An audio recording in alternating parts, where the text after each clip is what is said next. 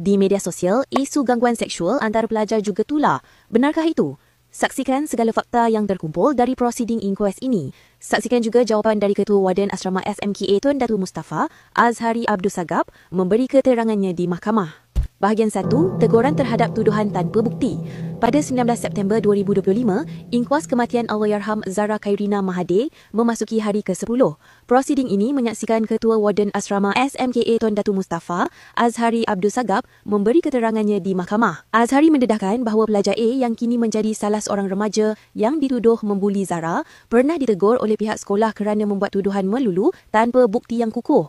Azhari dipanggil untuk menjawab soalan daripada Peguam John Goh yang mewakili salah seorang remaja yang didakwa terlibat dalam membuli Zara Khairina. Azhari: Saya sudah tegur pelajar A pada 4 Julai lalu. Aduan dari ibu pelajar A tentang kehilangan dompet, kad telefon yang diambil dan almari yang diumpil sudah saya siasat, tetapi tiada bukti yang sah mengenai dakwaan tersebut. Katanya, bermula Mac lalu, iaitu kira-kira sebulan selepas sesi persekolahan baharu bermula, ibu kepada pelajar A itu sering membuat aduan mengenai anaknya yang kehilangan dompet, kad telefon awam diambil dan digunakan oleh senior asrama, almarinya diumpil serta barang peribadi digunakan tanpa kebenaran. Menurut Azhari, sejak Mac lalu, ibu pelajar A sering membuat aduan mengenai kehilangan dompet dan barang peribadi anaknya.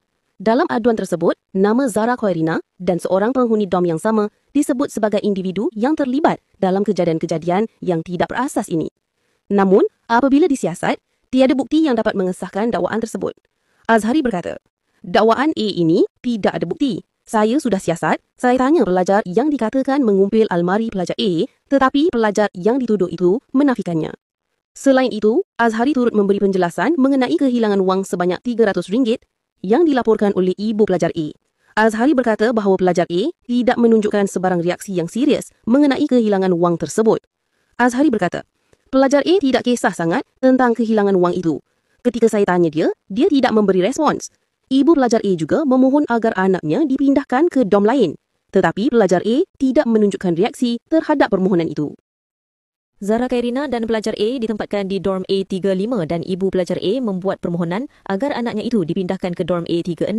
Ibu kepada pelajar A yang dituduh di mahkamah dalam kes membabitkan Allahyarham Zara Khairina Mahathir sering berhubung dengan Ketua Warden Asrama menyatakan anaknya dibuli sejak Mac lalu. Perkara itu dilaporkan secara peribadi kepadanya melalui aplikasi Telegram. Beliau bagaimanapun berkata pelajar yang kenali sebagai A itu tidak pernah membuat aduan kepada mana-mana guru atau warden.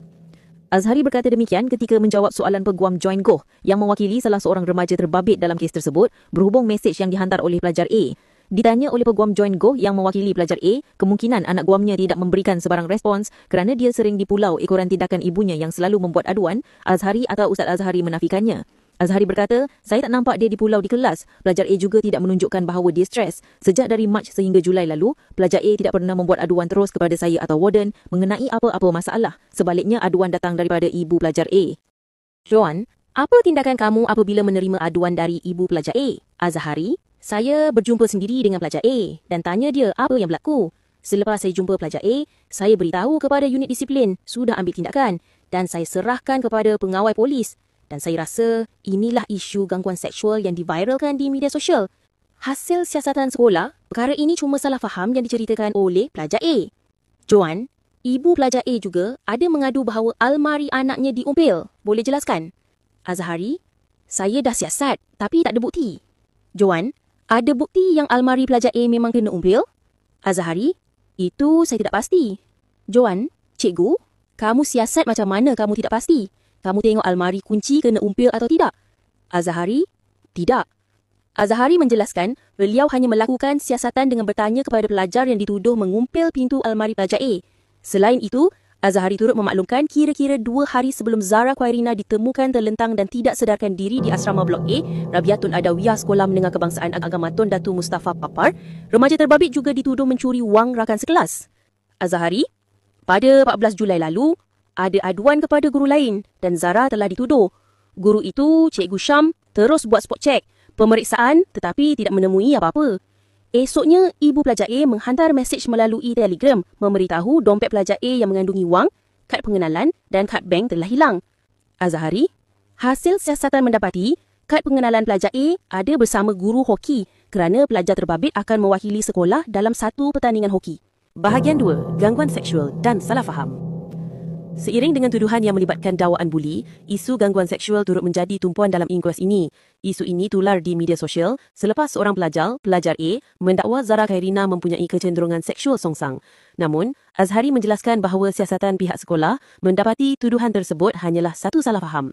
Terdahulu, Azhari turut memaklumkan ada menerima aduan daripada ibu pelajar A sekitar Mac lalu, antara lain menyatakan anaknya mengadu wangnya dicuri oleh seorang pelajar dan turut mendakwa bahawa Zara Khairina mempunyai kecenderungan seksual songsang. Bagi mengatasi kebimbangan yang semakin berkembang, Azhari memberitahu bahawa hasil siasatan menunjukkan semua dakwaan itu adalah salah faham. Ketiga-tiga pelajar yang terlibat iaitu pelajar A, Zara dan seorang lagi pelajar telah memberikan pengakuan bertulis dan mereka telah menerima kaunseling. Azhari: Saya berjumpa dengan pelajar A dan tanya dia apa berlaku. Dia cerita perkara sama mengenai Zara dan seorang lagi pelajar yang didakwa mencuri. Saya telah maklumkan kepada unit disiplin dan satu OPR juga telah dibuat. Salinan OPR saya telah serah pada pihak polis. Saya rasa inilah isu gangguan seksual yang tular di media sosial. Hasil siasatan sekolah mendapati semuanya adalah salah faham.